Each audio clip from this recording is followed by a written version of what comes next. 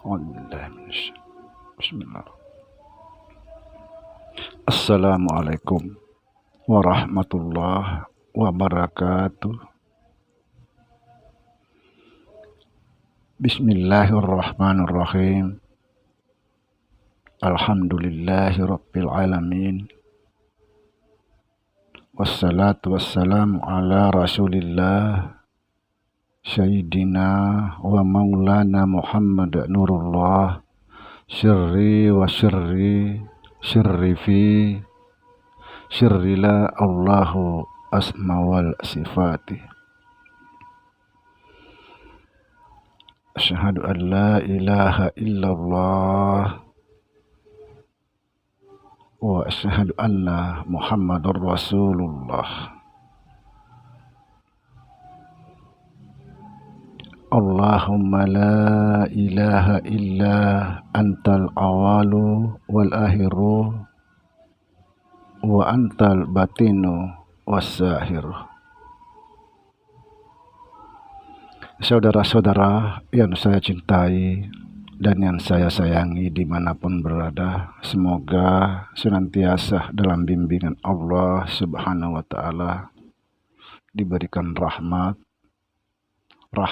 kesehatan jasmani dan rohani, rahmat ilmu, yaitu ilmu-ilmu yang bermanfaat dunia dan akhirat, serta rahmat dipanjangkan umur oleh Allah Subhanahu wa Ta'ala. Amin. Amin ya rabbal alamin.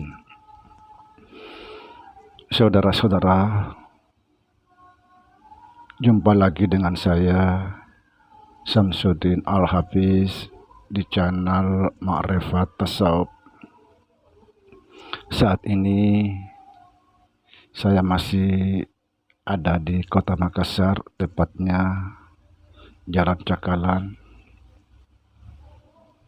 Dan pada kesempatan ini insya Allah kita akan membahas cara pandang syariat dan cara pandang ma'rifat.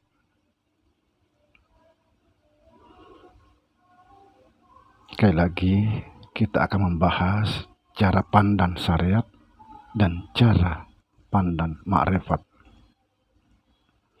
Cara pandang syariat dan ma'rifat perbedaan antara langit dan bumi.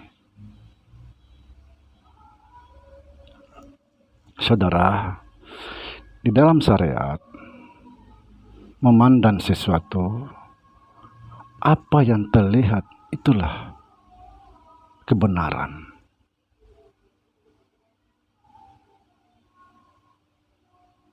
Seperti misalnya, apabila mereka melihat sarung, maka itulah sarung, tetap sarung.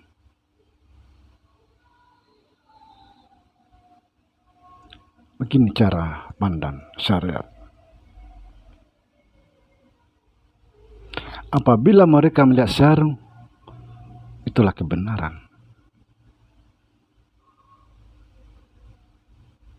Beda dengan cara pandang ma'rifat.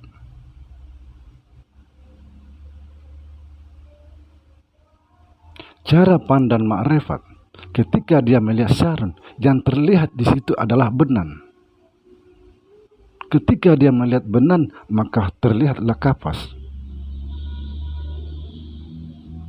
Karena kapas asalnya benang, dan benang itu menjadi sarung. Jauh perbedaan.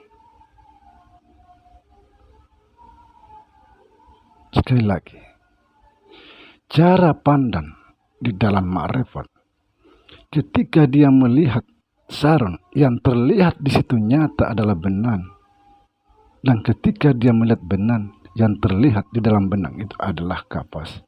Karena kapas itu menjadi benang, benang itu menjadi sarung. Jadi sarung itu adalah wujud benang, dan benang itu wujudnya kapas.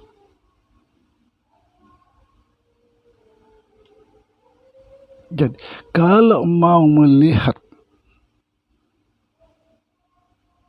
Muhammad, lihatlah, lihat dirimu. Dan kalau kamu sudah melihat Muhammad, maka kamu pasti melihat Allah.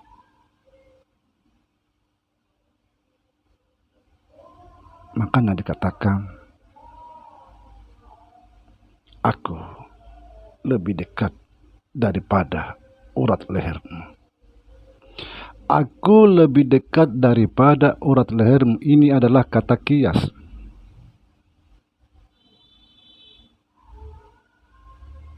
Makna yang sesungguhnya, begitu dekatnya. Engkau itu adalah aku. Itu makna yang sesungguhnya, yang harus kita pahami, saudara. Itulah sebabnya di dalam setiap pertemuan-pertemuan saya selalu menjelaskan bahwa kita boleh bersyariat tapi harus ada ilmunya. Syariat tanpa ilmu batil. Contoh, ibarat tubuh ini syariat. Kalau syariat tubuh ini tanpa roh, apa yang bisa kita buat? Begitu juga kalau roh tanpa tubuh, apa yang bisa buat? Tidak bisa. Jadi jangan dipisahkan syariat dengan hakikat.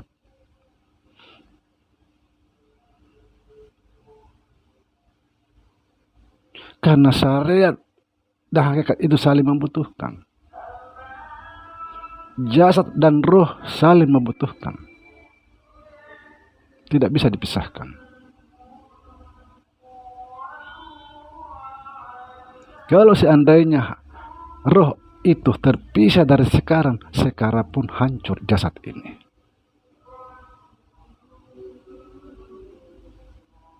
Saudara, jangan pernah berhenti menuntut sampai betul-betul menemukan jati diri. Siapa kita sebenarnya? Saya akan menyampaikan di sini satu pesan, walaupun itu dianggap satu kesombongan. Apabila saya mati,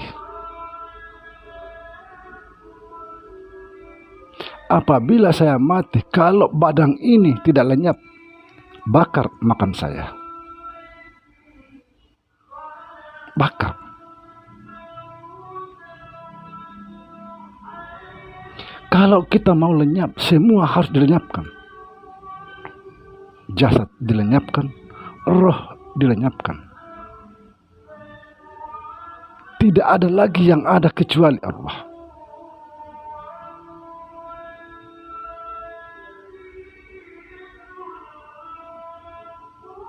Sekali lagi saya perjelas di sini, mungkin adalah suatu kesombongan, tapi ini bagi saya bukan kesombongan. Karena saya tidak punya apa-apa. Tidak ada, yang ada hanya Allah semata. Apabila saudara melihat saya mati, kalau jasad ini tidak lenyap, bakar makan saya.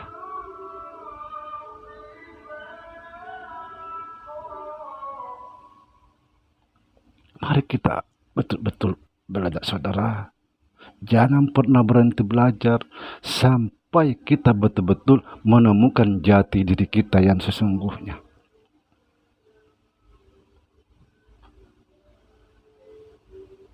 Berkali-kali saya katakan apa yang dimaksud. Man arafa nafsahu faqad arafa rabbahu. Barang siapa mengenal dirinya, dia mengenal Tuhan. Diri yang mana yang harus dikenal? Kita harus mengenal diri kita, yaitu Allah. Kita harus memahami diri kita adalah Allah. Baru kita bisa mengenal Tuhan. Karena Allah dan Tuhan itu tidak terpisah.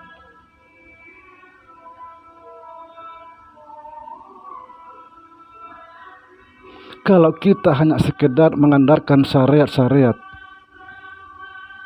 jangan.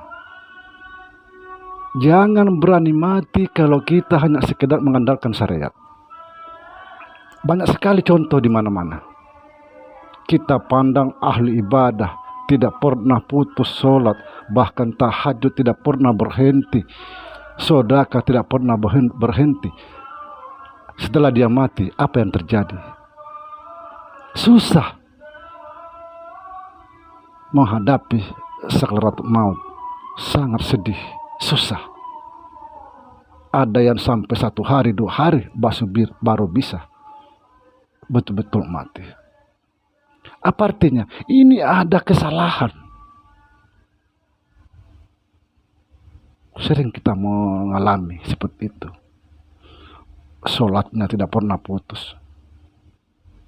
Bahkan disebut ahli ibadah. Setelah mati, di dalam menghadapi sakaratul maut, ini artinya ada kesalahan yang harus kita perbaiki.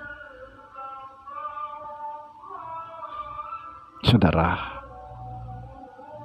tahukah saudara apa yang dimaksud ahli ibadah?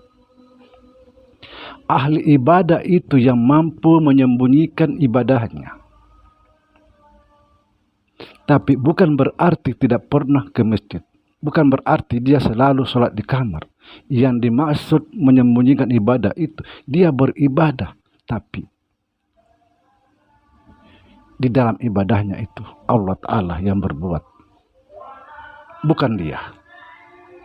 Itulah yang disebut ahli ibadah, yang mampu menyembunyikan ibadahnya kepada orang-orang. Dia sholat, dia mengerjakan sholat, tapi di dalam perbuatan sholat itu bukan dia. Subhanallah. Semoga bisa difahami, bisa direnungkan cara pandang dalam syariat dan ma'rifat. Assalamualaikum warahmatullahi wabarakatuh.